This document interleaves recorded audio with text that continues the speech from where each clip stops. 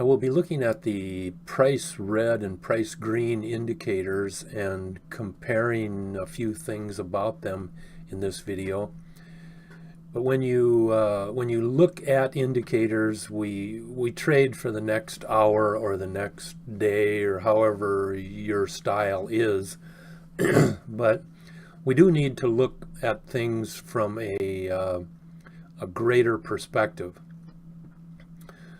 And I'll show you a few things on this chart, or on these charts, that that you can pick up while you're looking at the price chart.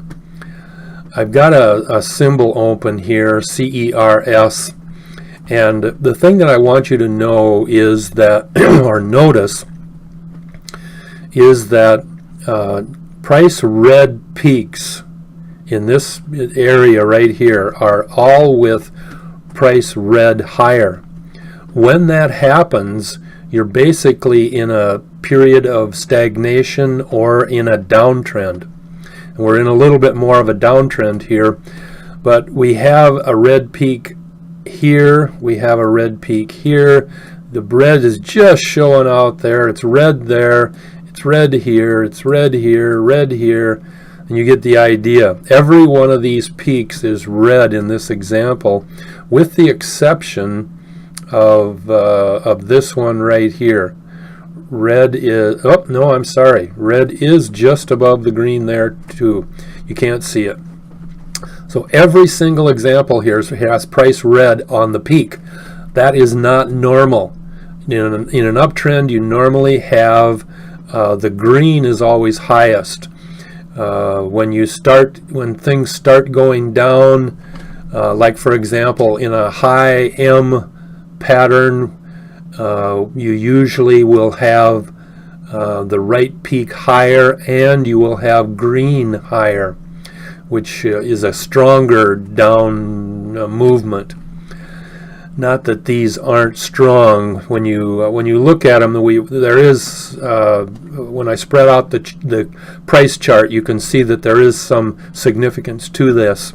The other thing that I'll point out here as well is that in this example, or the area that I'm showing you here, zip yellow is traveling low, and in this case here, I don't think it ever bounces over 40.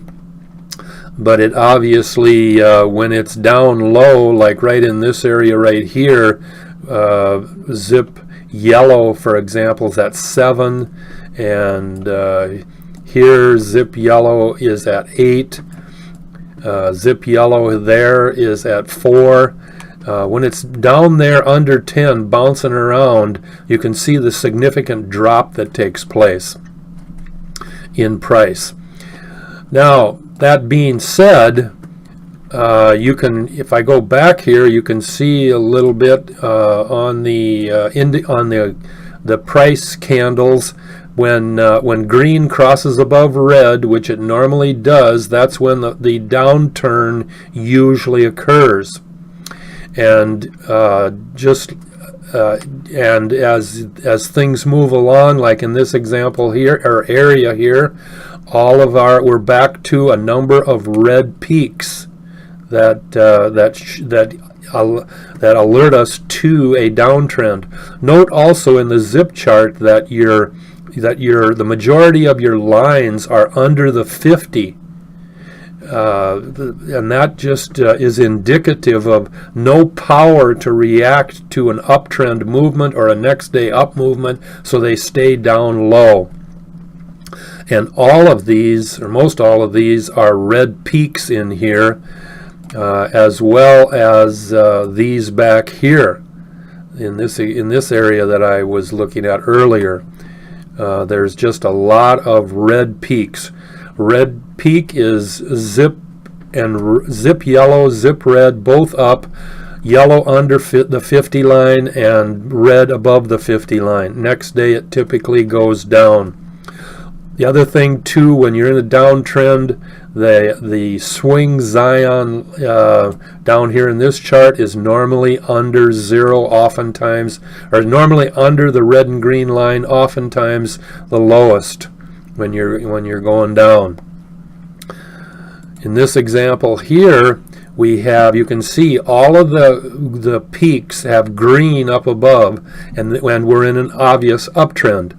And note that your ZIP yellow and blue are significantly higher. They bounce around all the time above 80. And swing Zion, as likewise as well, bounces or stays above the red and green line, and of course above 0. And in this situation here, we have about 5 red spikes, which is the ZIP line, ZIP yellow above 50 and ZIP red under 50. The reaction is typically one of going up. The other thing too in the price chart, when you have red and green together and they're separated by a significant distance between the blue, that is, you're basically experiencing an uptrend. Right over here in this crescent move, you can see obviously it goes up stronger in this area than in others, but it bounces around, and again the ZIP yellow stays above the 80. So those are some examples that I wanted to share with you about the ZIP chart, just to have you look at different things about what's happening other than than just patterns. So it's an amazing system. I keep saying that, but it truly is. We have a high probability pattern that we select every time we trade. So it gives us greater confidence, and I won't say always, but will normally improve the bottom line.